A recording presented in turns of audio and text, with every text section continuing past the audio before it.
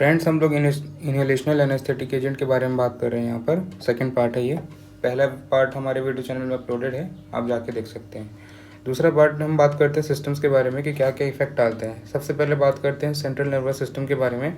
Central nervous system के बारे में बात करते हैं दोस्तों, तो यहाँ पर जो हैलोथेन है, आइसोफ्लुरेन, सिवोफ्लुरेन, डेस्फ्लुरेन, जितने भी ड्रग्स हैं, ये सब क्या करते हैं कि cerebral metabolic requirement of oxygen को कम करते हैं। सभी ड्रग्स कम करेंगे, ठीक है। दूसरे बारे में बात करते हैं सेरिब्रल ब्लड फ्लो।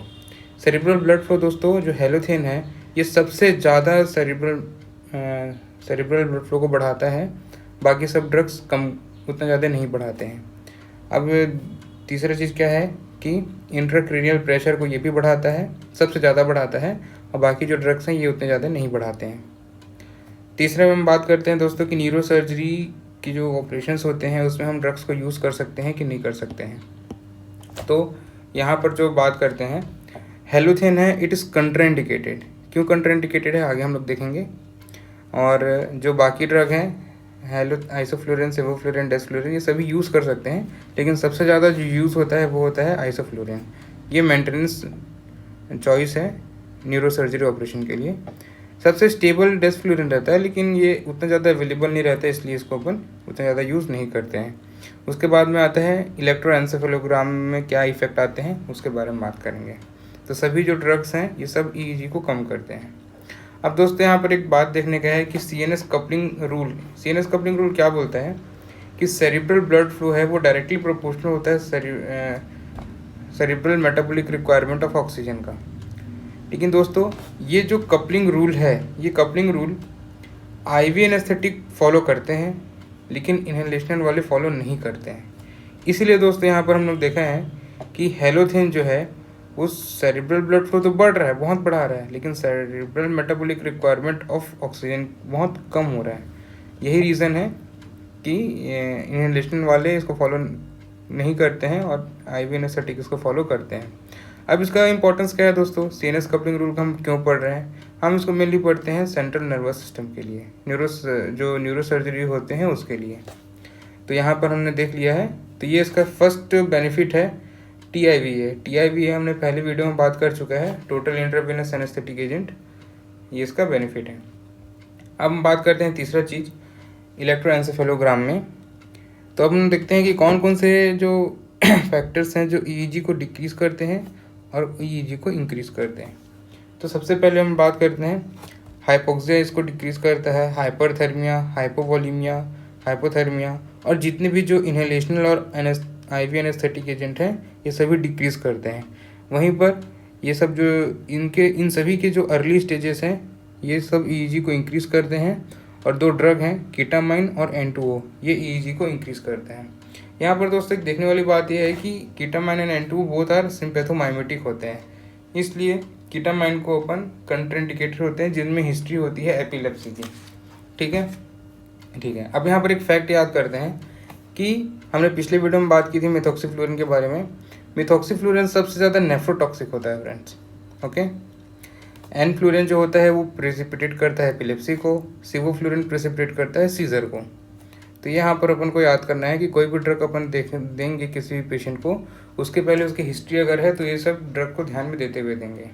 यहाँ पर एक और चीज़ नोटिस करने वाली है कि सिवोफ्लोरिन तो सीजर को प्रेसिपिटेट करता है, लेकिन सीजर कराने की टेंडेंसी सबसे ज़्यादा एनफ्लोरिन में होती है, उसके बाद सिवोफ्लोरिन में होती है। ठीक है फ्रेंड्स, अब अपन बात करते हैं वस्कुलर सिस्टम के बारे में, ओके। कार्डियोवस्कुलर सिस्टम के बारे में अपन बात करते हैं। इसमें भी अपन वही देखेंगे, हैलोथेन, आइसोफ्लुरेन, सिवोफ्लोरिन, डेस्फ्लुरेन। इसमें अपन सबसे ज़्यादा जो ध्यान देने वाली बात यह है कि जो डेस्फ्लुरेन है वो मोस्ट कार्डियो स्टेबल होता है, और आइसोफ्लुरेन होता है ये कोरोनरी स्टील फिनोमेना कराता है। ठीक है, कोरोनरी स्टील फिनोमेना के बारे में हम लोग आगे पढ़ेंगे। अभी हम लोग जो ड्रग्स पढ़ रहे हैं उनके बारे में देखते हैं। तो दोस्तों जो हैलोथेन रहता है ये क्या करता है, ये डायरेक्ट मायोकार्डियल डिप्रेसेंट होता है। ये ऐसे नोड को भी डिक्रीज़ करेगा। ऐसे नोड का फंक्शन क्या होता है, हार्ट रेट को इम्पल्स देना, तो हार्ट रेट को भी कम करता है। अब यहाँ पर हम लोग ये चीज़ देखते हैं कि कार्डियक आउटपुट जो होता है वो डायरेक्टली इज इक्वल टू होता है heart rate into systole volume. तो हार्ट रेट अगर कम हो रहा है तो कार्डियक आउटपुट भी कम होगा।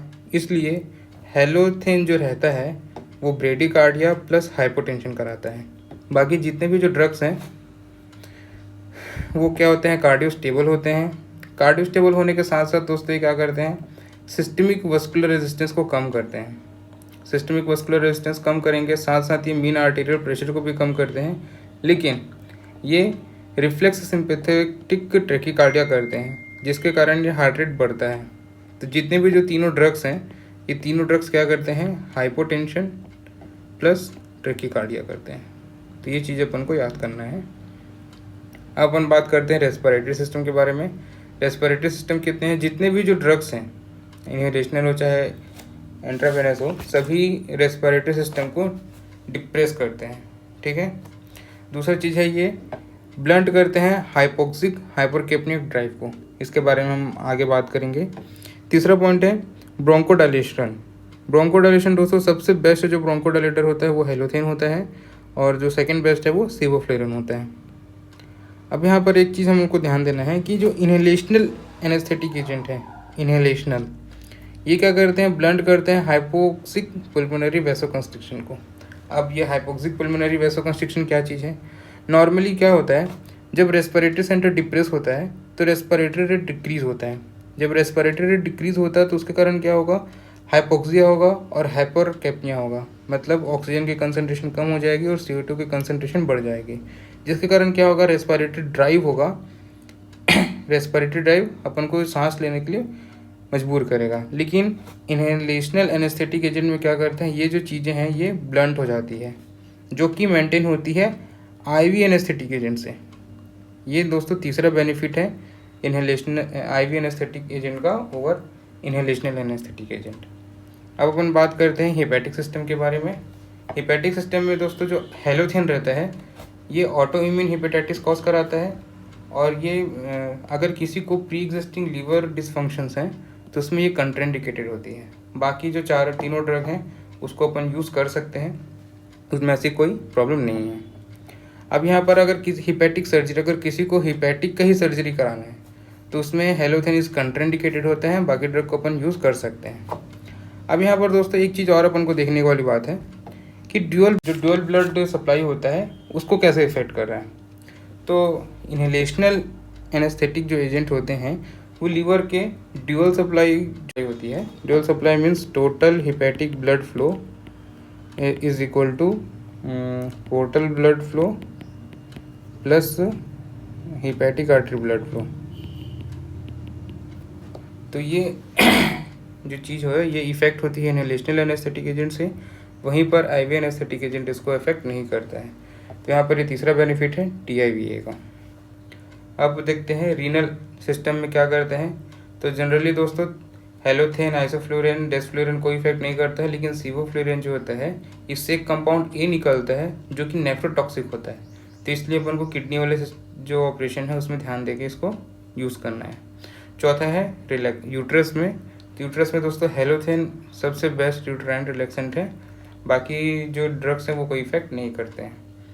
सो दोस्तों आप हमारे यूट्यूब चैनल को सब्सक्राइब करें, शेयर करें और हमारे चैनल को सपोर्ट करें। ये पूरे ड्रग्स हैं, अगर आपको कोई भी डाउट होते हैं तो आप कमेंट करके हमें बताएं, हम उस चीज़ को इम्प्रूव करेंगे और आपको as a informative video provide करेंगे। Thank you.